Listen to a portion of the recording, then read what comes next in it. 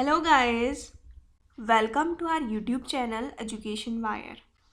आज हम आपके लिए the rest of the earth की समरी लेकर के आए हैं और ये जो रेस्ट ऑफ द अर्थ है ये फ्रेंच फैनन ने लिखा है।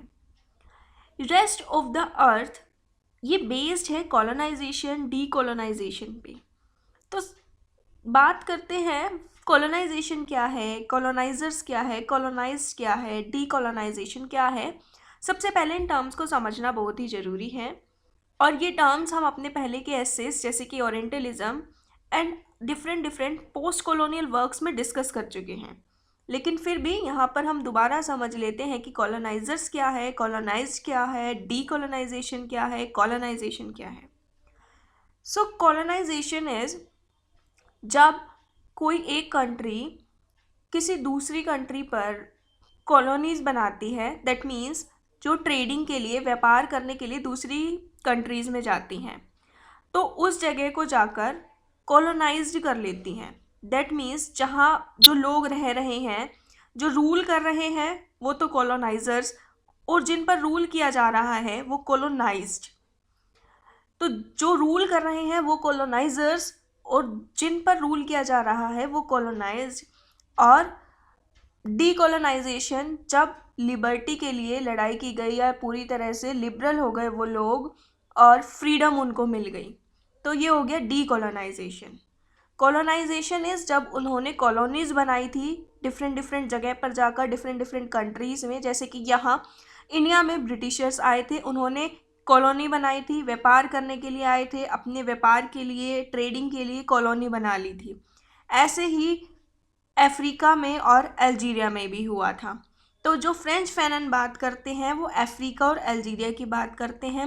ये कॉलोनाइजेशन की भी बात करते हैं, साथ में डीकोलोनाइजेशन की भी बात करते हैं। दैट मीन्स जब कॉलोनीज बनाई गई थी तब क्या हुआ था, और जब लिबर्टी के लिए फ़ाइट की गई, फ्रीडम के लिए, इंडिपेंडेंस के लिए फ़ाइट की गई, उसके बाद जो बचा वो डीकोलोनाइजेशन हो गया, जिसने कॉलोनाइजेशन को उखाड़ के फेंक दिया। तो डीकोलोनाइजेशन की भी बात करते हैं। तो ये जो रेस्ट ऑफ द अर्थ है ये 1961 में पब्लिश हुआ और ओरिजिनली फ्रेंच में पब्लिश हुआ। और यहाँ पर फ्रेंच फैनन जो है साथ में अपने एक्सपीरियंस की बात करते हैं। इन्होंने अफ्रीका और हम अल्जीरिया की बात कर रहे हैं, तो यहाँ पर इन्होंने ब्लैक मैन की तरह लिखा है। मतलब कि ब्लैक और वाइट में भी, गोरे और काले में भी जो भेदभाव किया जाता है उसके बारे में भी बताया है। और एज अ ब्लैक मैन इन्होंने अपने लिविंग एक्सपीरियंस को शेयर किया है। ये उस टाइम पर थे जिस टाइम पर वॉर चल रही थी, ब्रूटल वॉर हो रही थी इंडिपेंडेंस के लिए, फ्रांस में भी। तो 1950s के टाइम की बात करते हैं, जिसके ये विटनेस खुद रहे हैं, जिस लड़ाई के, जिस वॉर के ये विटनेस खुद रहे हैं उसके बारे में। सो इसके 5 चैप्टर्स हैं। On violence, grandeur and weakness of spontaneity, the trials and tribulations of national consciousness, on national culture, colonial war and mental disorder. So यहाँ इन्होंने इस चीज़ की बात की है कि कॉलोनाइजेशन कैसे वर्क करता है, how colonization work, how colonized over through the colonist, कैसे कॉलोनाइज्ड पीपल ने ओवर थ्रू किया कॉलोनिस्ट को, मतलब कि उनको निकाल कर फेंक दिया, how they protest, how they fight and all that. इन सब चीज़ों का डिस्कशन किया है यहाँ पर। Main point is that how colonization effects on culture and how it effects on psychology of people. तो यहाँ पर फ्रेंच फैनन ने स्पेशली ये भी डिस्क्राइब किया है कि इस चीज़ ने कल्चर पे और साइकोलॉजी पर लोगों की कैसे इफ़ेक्ट किया। तो सबसे पहले हम बात करते हैं चैप्टर 1 की, जो कि है ऑन वायलेंस। ऑन वायलेंस में फ्रेंच फैनन बात करते हैं कि कॉलोनिस्ट और colonised create a different kind of identity. अब उन्होंने, जो कॉलोनिस्ट हैं, उन्होंने एक डिफरेंट काइंड की आइडेंटिटी बना दी कि वो सुपीरियर हैं कॉलोनाइज्ड से, जिन पर वो रूल कर रहे हैं वो उनसे सुपीरियर है, ऐसा उन्होंने एक लोगों का माइंडसेट बना दिया। और ये माइंडसेट कॉलोनाइज्ड ऐसा नहीं है कि ये माइंडसेट सिर्फ कॉलोनाइजर्स ने अपने दिमाग में बना लिया कि वो सुपीरियर है, बल्कि उन्होंने साथ साथ यही चीज़ कॉलोनाइज्ड में भी भर दी जिन पर वे रूल कर रहे हैं कि वो लोग इन्फीरियर हैं। वो खुद भी अपने आप को इन्फीरियर ही मानने लग गए कि जो हम पर रूल कर रहे हैं वही सुपीरियर हैं। तो ये चीज़ एक डिफरेंट काइंड ऑफ आइडेंटिटी उन्होंने क्रिएट कर दी। वो ये कहकर आए थे कि they will make them civilized और they will make new man. तो वो ये कहकर आए थे कि वो नए मैन बना देंगे, उन्हें सिविलाइज कर देंगे। फ्रेंच फैनन बताते हैं कि एक तरफ देखें तो वर्ड डिवाइडेड है कॉलोनाइज्ड और कॉलोनिस्ट में, हम और दूसरी तरफ देखें तो ब्लैक और वाइट में भी डिवाइडेड है, इन्फीरियर और सुपीरियर में भी, गुड और इविल में भी, सिविलाइज्ड और अनसिविलाइज्ड में भी। This word is completely divided between the two. तो वो कहते हैं कि जब ये कॉलोनाइजेशन आया तब से ये वर्ड डिवाइडेड हो गया, इन्फीरियर सुपीरियर में, गुड और इविल में, सिविलाइज्ड और अनसिविलाइज्ड में। कॉलोनाइजर दिखाते तो ये थे कि जिन पर वो रूलिंग कर रहे हैं वो अनसिविलाइज्ड हैं, वो एक एनिमल की तरह हैं, वो एक इविल है, और जो वो खुद रूल कर रहे हैं वो गुड हैं, और दूसरे लोग इविल हैं जिन पर रूलिंग की जा रही है। अब इन सब के बीच में एक इम्पोर्टेंट बात ये थी कि उनके लिए क्लास, कास्ट, क्रीड, रिलीजन ये सब मैटर नहीं करता था, क्योंकि उनके लिए they are just black, uncivilised. और यही कहीं ना कहीं फ्रीडम फाइटर्स के लिए एक इम्पोर्टेंट मुद्दा बन गई कि हम सबको एक होकर लड़ना है और कॉलोनियलिज्म की नींव को उखाड़ फेंकना है। अब देखिए, जैसे यहाँ पर रूलिंग करने के लिए आए थे, यहाँ पर ऑलरेडी इतना भेदभाव होता है, जैसे कि कलर, कास्ट, क्रीड और रिलीजियन, जेंडर, इन सब चीज़ों के लिए। लेकिन जब वो लोग आए थे तो उन्होंने सिर्फ और सिर्फ अपना एक मकसद रखा कि हमारे लिए तो ये सारे ही कॉलोनाइज्ड हैं, हमारे लिए सारे ही अनसिविलाइज्ड हैं, अब चाहे ये अपने आप में कितने भी इन्फीरियर हो या सुपीरियर हो। तो यही चीज़ यहाँ अफ्रीका की बात की जा रही है। जैसे कि अगर ब्लैक वीमेन के लिए देखा जाए तो वो सबसे ज़्यादा अत्याचार सहन कर रही थी उस टाइम पर। जैसे कि वो पहले ही जो ब्लैक कम्युनिटी है वो वाइट से वाइट से इन्फीरियर मानी जाती थी। जैसे कि वो लोग उन पर रूलिंग कर रहे थे, उन्हें इन्फीरियर बोलते थे ब्लैक्स को। अब यहीं पर मेल और फीमेल में भी यही चीज़ होती है कि मेल अपने आप को सुपीरियर मानते हैं और विमेन से। तो जहाँ एक और सारे के सारे वाइट लोग अपने आप को सुपीरियर कह रहे हैं ब्लैक से, और वहीं दूसरी तरफ ब्लैक विमेन, वो तो वाइट से भी उन्हें इन्फीरियर माना गया और साथ में मेल से भी, तो उन पर तो एक तरीके से डबल अत्याचार हुआ। तो यही चीज़ उनके लिए ये सब मैटर नहीं करता था, उनको तो बस अपनी रूलिंग करनी थी। सो इस चीज़ को भी डिस्कस करते हैं वो। तो फ्रेंच फैनन बताते हैं कि जहाँ एक और वर्ल्ड में एजुकेशन, रिलीजियन, वर्किंग क्लास और हायर क्लास के बीच में डिफरेंस क्रिएट किया जाता था, तो वहीं दूसरी ओर कॉलोनियलिज्म आया। और जब ये कॉलोनियलिज्म आया तो उनका सबमिशन का तरीका दूसरा था। उनका तरीका इन सब छोटी छोटी चीज़ों से हटकर अपनी पावर का खेल खेलना था। यहाँ बस पावर का खेल था, और ये पावर वायलेंस की तरफ से दिखाई गई। स्पेशली जैसे कि पुलिस, सोल्जर्स एंड वायलेंस, ये सब उन्होंने यूज़ किया, ब्रुटैलिटी दिखाई। एक्सेप्ट देन एजुकेशन और आइडियोलॉजी, कहते तो ये थे कि एजुकेशन और आइडियोलॉजी को लेकर आए हैं, लेकिन रियल में उन्होंने वायलेंस दिखाया। अगर उन्होंने रियल में ही एजुकेशन और आइडियोलॉजी को ऊपर रखा होता तो वो ब्रुटैलिटी या वायलेंस को क्यों क्रिएट करते। तो फ्रेंच फैनन के अकॉर्डिंग ये प्रोसेस कॉलोनिस्ट और कॉलोनाइज्ड का कंप्लीटली वायलेंट प्रोसेस था। फ्रेंच फैनन कहते हैं कि ये जो गुड और इविल का किस्सा है, और मैन और विमेन के बीच जो पावर की बात है, ये स्टार्टिंग से ही था। मैन काफ़ी पावरफुल है और अपनी मैनली पावर्स और we can say muscular power और वायलेंस दिखा के विमेन को सप्रेस करता था। तो जब कॉलोनियलिज्म आया तो उनके लिए तो वो पावरफुल मैन भी इविल ही था और वो भी सुपीरियर ही था, उसकी भी पावर काम नहीं कर रही थी। तो जब डीकोलोनाइजेशन और लिबर्टी के लिए फाइट की गई तो आपसी रिचुअल्स और आपसी वायलेंस को भूलकर सबने एक साथ ही फाइट स्टार्ट की अपने ऑपरेशन के अगेंस्ट, जो उन पर दबाव बनाया जा रहा था उसके अगेंस्ट, चाहे कोई मैन है चाहे कोई विमेन है।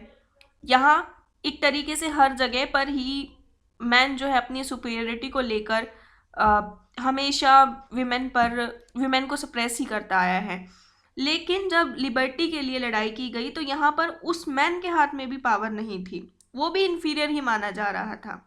इसी तरह अगर कल्चर, कास्ट, क्रीड के बेसिस पे देखें तो इन्फीरियर सुपीरियर था, लेकिन जब कॉलोनाइजेशन आया तो उनके लिए कोई कास्ट इन्फीरियर सुपीरियर नहीं थी, उनके लिए सारे ही एक जैसे हैं जिस पर वो रूल कर रहे हैं। तो यही चीज़ कहीं ना कहीं फ्रीडम फाइटर्स ने यूज़ की कि हम सब एक ही हैं, हमें मिलकर ही लड़ना चाहिए। तो वायलेंस भी था स्टार्टिंग से ही, और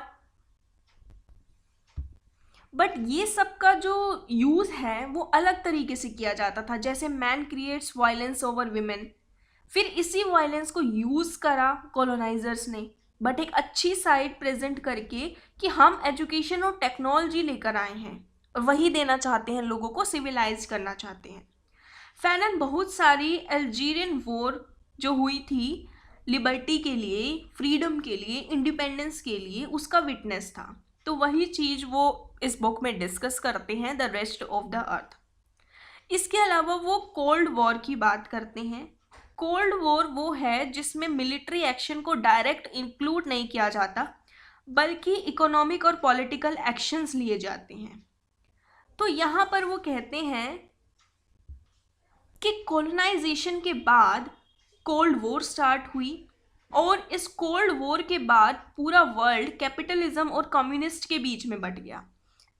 तो ये कैपिटलिस्ट और कम्युनिज्म है क्या?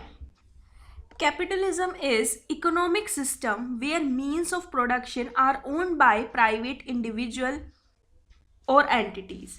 That means जब प्राइवेट और किसी इंडिविजुअल के द्वारा, एक तरीके से ये सब कुछ प्राइवेट है, कोई कंपनी या कोई कम्युनिटी वो उसको संभालेगी, प्रोडक्शन को अपने अकॉर्डिंग काम करवाएगी, प्राइसेस भी जो है सप्लाई और डिमांड के अकॉर्डिंग वो चेंज करेंगे, इनकम भी सेट की जाएगी इंडिविजुअल के अकॉर्डिंग और पर्टिकुलर कंपनी के अकॉर्डिंग। लेकिन यही कम्युनिज्म की बात करें या फिर सोशलिज्म की बात करें तो इकोनॉमिक सिस्टम बेस्ड है पब्लिक ओनरशिप पे और मींस ऑफ प्रोडक्शन पे। यहाँ पर सब कुछ गवर्नमेंट संभालती है और इक्वली डिस्ट्रीब्यूट की जाती है। अगर इनकम की बात करें तो जिस हिसाब से अर्निंग होगी उस हिसाब से वर्कर्स में डिवाइड की जाएगी। तो यहाँ फ्रेंड्स फैनन इस टॉपिक पे भी बात करते हैं कि जहाँ एक और कॉलोनियलिज्म आया उसके बाद पूरा वर्ल्ड कोल्ड वॉर के बाद कैपिटलिस्ट और कम्युनिज्म के बीच में बट गया। वहीं गुड इविल के बीच में भी बटा था जब उन्होंने ये कहा था कि सिविलाइज्ड इस तरह के हैं, वहीं उन्होंने दूसरी आइडेंटिटी भी क्रिएट कर दी। सो इस तरीके की चीज़ें इन्होंने यहाँ इसमें डिस्कस की हैं, और स्पेशली उन्होंने ये बताया है कि अफ्रीका की बात की गई है और स्पेशली ये चीज़ बताई गई है कि वायलेंस क्रिएट करके लोगों को सप्रेस किया गया है, और इसी वायलेंस को कहीं ना कहीं, इसी चीज़ को, इसी पावर को कि वो लोग सबके लिए समान हैं, कॉलोनाइजर्स के लिए एक ही जैसे हैं, उनके लिए किसी का कास्ट किसी की कलर मैटर नहीं कर रहा, वो तो सबको एक जैसा ही कह रहे हैं। तो यही चीज़ बाद में फ्रीडम फाइटर्स ने यूज़ की और एकजुट होकर लड़ाई की लिबर्टी के लिए, और कॉलोनियलिज्म की नींव को उखाड़ फेंका, और डीकॉलोनाइजेशन के टाइम को मतलब डीकॉलोनाइजेशन आया। लेकिन इसके अलावा एक बहुत इम्पोर्टेंट पॉइंट है कि साइकोलॉजी पर कैसे इफ़ेक्ट किया इस चीज़ ने, लोगों के माइंडसेट पर कैसे इफ़ेक्ट किया, उसको जानते हैं। अब नेक्स्ट चैप्टर है grandeur and weakness of spontaneity. Weakness of spontaneity से समझने की कोशिश कीजिएगा कि coloniser ignores the need and desires of colonised in rural areas where the majority of the colonised people actually lives. तो वो कुछ ही लोगों को पावर देते थे जो उनके लिए काम करें, बाकी लोग तो चाहे काम करें या ना करें। तो मतलब मेन रीज़न ये था कि वीकनेस ऑफ स्पॉन्टेनिटी, उनको किसी से कोई मतलब नहीं था, वो पावर देते थे तो सिर्फ उन लोगों को जो सिर्फ उनके लिए काम करे। रूरल एरिया तक उनकी नीड्स का, उनकी डिज़ायर्स का कोई ख्याल नहीं किया जा रहा था। तो पावर उन्हीं को देना जो हमारे लिए काम करे, ऐसी उनकी रूलिंग की रूल्स थे ऐसे उनके। तो रूरल एरिया में हो या अर्बन एरिया में सफ़र तो कर ही रहे थे। रूरल वाले ज़्यादा सफ़र कर रहे थे तो दूसरी तरफ अर्बन वाले भी सफ़र कर रहे थे, वो भी कंपनीज़ में या अपने अपने वर्किंग प्लेसेस पे अपने अपने लेवल पर स्ट्राइक कर रहे थे, अपने अपने लेवल पे फाइट कर रहे थे। नेक्स्ट है the trials and tribulations of national consciousness लोगों को कैसे इस चीज़ की अवेयरनेस आई कि लिबर्टी के लिए फ़ाइट करनी चाहिए, कैसे सबको ये एहसास हुआ कि लिबर्टी के लिए एकजुट होकर फाइट करनी है, ये इस चैप्टर में बताया गया है। इसके अलावा है नेशनल कल्चर, ये नेक्स्ट चैप्टर है यानी कि 4th चैप्टर, नेशनल कल्चर, तो नेशन के लिए फाइट की गई है। इसके बाद है colonial war and mental disorder. अब ये कॉलोनियल वॉर और मेंटल डिसऑर्डर से फ्रेंच फैनन क्या कहना चाहते हैं, ये यहाँ पर साइकोलॉजिकल डिसऑर्डर की बात करते हैं और पोस्ट ट्राउमेटिक डिसऑर्डर की बात करते हैं। जैसे कि यहाँ पर या फिर किसी भी जगह जिस भी कंट्री को कॉलोनाइज किया गया उनके लिए एक डिफरेंट आइडेंटिटी बना दी कि कॉलोनाइज्ड है तो ये इन्फीरियर हैं। तो ऐसा माइंडसेट ही क्रिएट कर दिया गया कि वो लोग आज भी उन्हें ही सुपीरियर मानते हैं। इसी तरह अगर हम इंडिया की बात करें तो कहीं ना कहीं ये चीज़ लोगों के माइंड में है कि वेस्टर्न है तो अच्छी ही होगी, सुपीरियर है। आज भी बहुत सारी चीज़ें वेस्टर्न अपनाई जाती हैं, वेस्टर्न ड्रेसेस को भी देखें या फिर किसी भी चीज़ को देखें तो उन्हें ही सुपीरियर माना जाता है। तो ये कहीं ना कहीं लोगों के माइंडसेट पर इस चीज़ का बहुत इफ़ेक्ट पड़ा, इतने लंबे टाइम तक वो कॉलोनाइज रहे।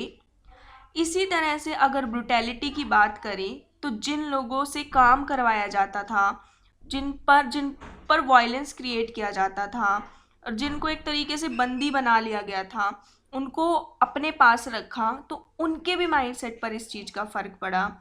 तो ये साइकोलॉजिकल डिसऑर्डर है, माइंडसेट है जो कॉलोनाइजेशन के बाद लोगों के दिमाग पर इस चीज़ का असर पड़ा। दैट मीन्स वो अपने आप को कहीं ना कहीं अभी भी इन्फीरियर मानते हैं। तो यही चीज़ इन्होंने यहाँ पर डिस्क्राइब की है कि साइकोलॉजिकल डिसऑर्डर है पोस्ट ट्राउमेटिक डिसऑर्डर, मतलब कि सारा कुछ तो हो गया, वो यहाँ से चले गए, उनका सब कुछ यहाँ से ख़त्म है, लेकिन फिर भी मेंटल डिसऑर्डर यहाँ के लोगों में आ गया। इतने लंबे टाइम से वो गुलाम रहे, उनके लिए एक डिफरेंट आइडेंटिटी वो लोग क्रिएट करके गए कि हमारी ये चीज़ सुपीरियर है, हमारी लैंग्वेज सुपीरियर है, हमारा रिलीजन सुपीरियर है। जो भी चीज़ उन्होंने क्रिएट की तो वो कहीं ना कहीं आज भी है। तो रेशियल एंड नेशनल ऑपरेशन की बात की यहाँ पर फ्रेंच फैनन ने कि इस तरीके से वो ऑपरेशन क्रिएट करते थे, अपने आप को सुपीरियर बताते थे और दूसरों को सब ह्यूमन बताते थे या उनसे ब्रुटैलिटी, उनसे वायलेंस क्रिएट करते थे उनसे। सो यही सब चीज़ें इन्होंने डिस्क्राइब की हैं। आई होप आपको समझ आ गई होंगी। So if you guys understand, like this video, share it and subscribe it. Thank you.